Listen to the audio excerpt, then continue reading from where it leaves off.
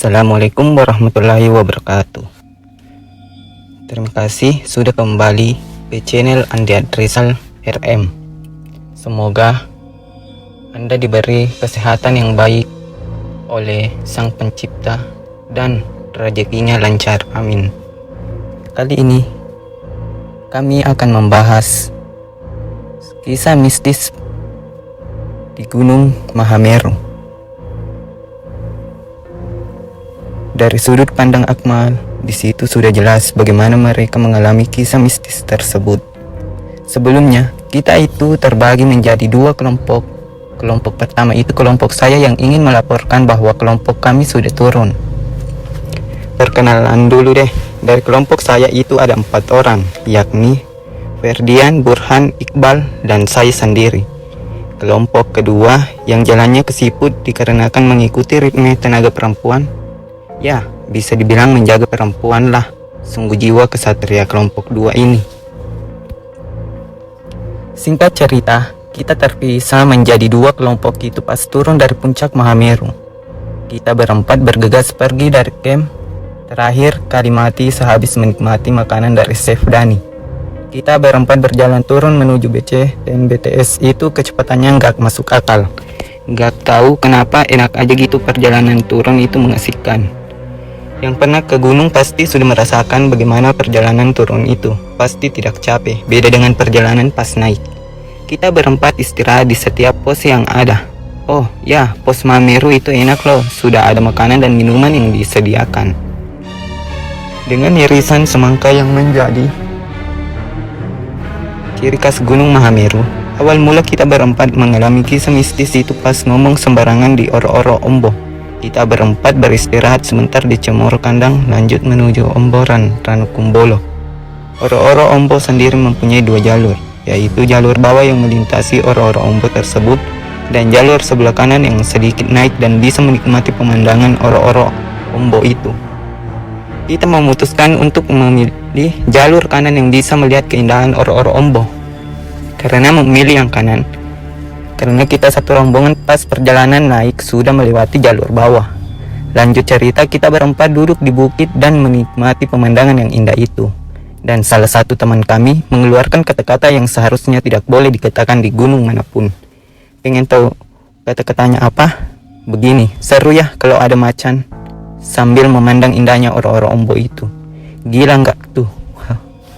Kita bertiga harus natap si Iqbal itu dan berkata, "Wush, jangan ngawur." Dahlah lanjut jalan tuh dikarenakan stamina dan mood udah membaik.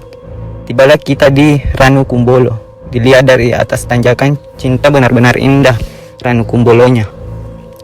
Tanjakannya cinta penuh dengan mitos dan sudah dijelaskan di tweet Akmal. Percaya atau tidak itu terserah Anda. Sungguh Mahameru penuh dengan tempat keindahan di dalamnya. Saya memutuskan untuk istirahat, mandi dan foto di Ranukumbolo. Sembari foto dan berbincang, kita sampai lupa dengan misi kita untuk melaporkan ke BCTNBTS.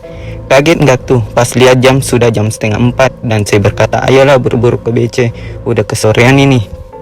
Takut juga sih nanti sampai kesusul rombongan yang belakang. Takut dimarahin karena kita berempat udah bertanggung jawab atas misi ini. Dari Ranukumbolo kita jalan santai-santai aja dan gak ada gangguan apapun. Hal mistis tiba di jam 16.30. Gak tahu kenapa di jam segitu cuaca sudah mulai gelap. Tiba-tiba di sebelah kiri itu ada suara auman macan dan itu sangat jelas. Saat itu yang memimpin perjalanan Ferdian, kedua Burhan, ketiga saya dan terakhir si brengsek Iqbal. Si Ferdian terdiam kaget lalu menghentikan perjalanan dan berkata, "Kalian dengar enggak?" Saya langsung pindah ke depan dan menjawab, "Enggak usah dipikirin, udah. Ayo lanjut jalan." Setelah mendengar suara auma itu saya yang memimpin pasukan. Cuaca makin gelap dan ya, suara ketawa cewek yang mengiringi perjalanan kami sungguh bikin bulu kuduk berdiri. Dalam hati berdoa semoga perjalanan pulang kelompok kami baik-baik aja. Dan ternyata hilang guys suara itu. Kejadian hal serupa sama pandangan Akmal pun dialami oleh kelompok kami. Muter-muter 3 kali dan ketemu tempat itu terus. Dan kita berempat sudah panik dan memutuskan untuk berhenti sejenak dan berdoa bareng supaya tidak bertemu dengan tempat ini lagi dan lagi. Dan ya, kita menemukan tempat yang kita lewati 3 kali itu lagi. Tidak sampai gitu saja, kita kelompok pertama yang beranggotakan 4 orang tersebut, dia membisu, tidak ada sepatah kata pun, tidak ada yang mengobrol sama sekali. Dalam hati sih heran, ini orang kenapa pada diam. Selang 5 menit ngomong, dalam hati begitu malah disusul dengan suara langkah kaki. Kita berempat tapi seolah-olah ada 5 orang. Saya yang memimpin itu berhenti dan nengok ke belakang dan tidak ada orang lain selain kita. Terus berulang-ulang berhenti, nengok ke belakang, berhenti lagi, nengok ke belakang lagi. Karena suara kaki itu terdengar jelas di belakang si Iqbal. Perasaan saya campur aduk dong dengan kejanggalan seperti itu. Udahlah, baca istighfar dalam hati berulang-ulang supaya tenang tuh hati dan pikiran. Setelah itu disambut dengan jembatan merah yang dipadukan dengan wangi melati yang baunya kerasa harum banget. Jembatan merah lewat, kita berempat istirahat di pos 1, ya cuma ngobrol-ngobrol biasa aja. Setelah istirahat 10 menit, si Burhan tanpa basa-basi langsung lari turun dari pos 1. Saya kaget. Ya, saya kira si Burhan kesurupan, anjir. Untung ada si brengsek Iqbal yang nengok jam dan menunjukkan waktu 17.45. 15 menit lagi dong. BC itu tutup. Oh ya, sebelum naik, ketua kelompok meninggalkan KTP di BC dan dikasih tahu bahwa BC itu tutup jam 6 sore. Kita bertiga bergegas nyusul si Burhan lagi dan lagi nengok jam. Kalian heran kenapa kan kita itu berburu ngambil KTP? Saya jelasin, saya dari Indramayu ke Jawa Timur itu menyewa mobil dan supir. Otomatis kalau kita nginep 1 hari lagi di Jawa Timur kan bisa nambah biaya transport. Dompet kita nggak sanggup kalau untuk bayar transport 1 hari lagi. 8 menit lagi jam 6 sore kita hampir baru sampai di depan gapura awal masuk pendakian Gunung Mahameru dan si Burhan sudah melewati gapura itu. Kalau dihitung dari gapura sampai BC itu nggak cukup dengan waktu 8 menit itu. Untungnya ada mobil pick up yang melintas dan searah dengan BC. Si Burhan inisiatif langsung berhentiin mobil tersebut dan kita pun ikut naik.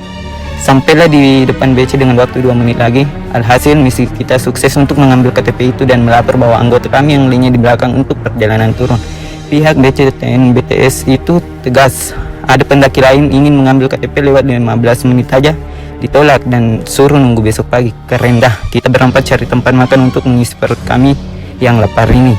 Sesudah pesan makanan dan minuman, si Ferdi mulai deh duluin ngomong. Kalian dengar nggak si perjalanan ada suara macan? Ya, otomatis kita semua jawab dengan kata ya benar.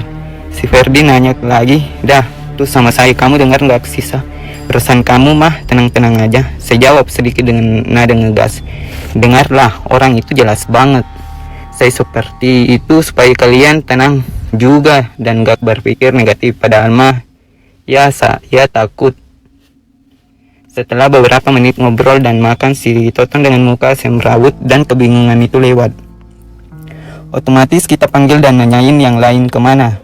Toton jawab dengan suara lemas, saya duluan, yang lain masih pada di belakang. Kaget gak tuh? Kita berempat, kalian punya cerita mistis gak? Gercep langsung jawab dan cerita heboh di warung itu. Oh ya, kenapa Toton bisa dari kelompoknya Akmal? Karena kata Toton kelompok Akmal itu ganjil, ada 7 orang termasuk Toton dan dia memutuskan untuk jalan sendirian di depan. Ya, seharusnya si sikap Toton itu salah, tapi dia punya nyali kuat dan sedikit peka sama hal yang begituan. Jangan ditiru ya guys. Sekian cerita dari pandangan saya, mohon maaf kalau ceritanya tidak jelas, baru pertama kali bikin tweet dan tidak jago nulis juga.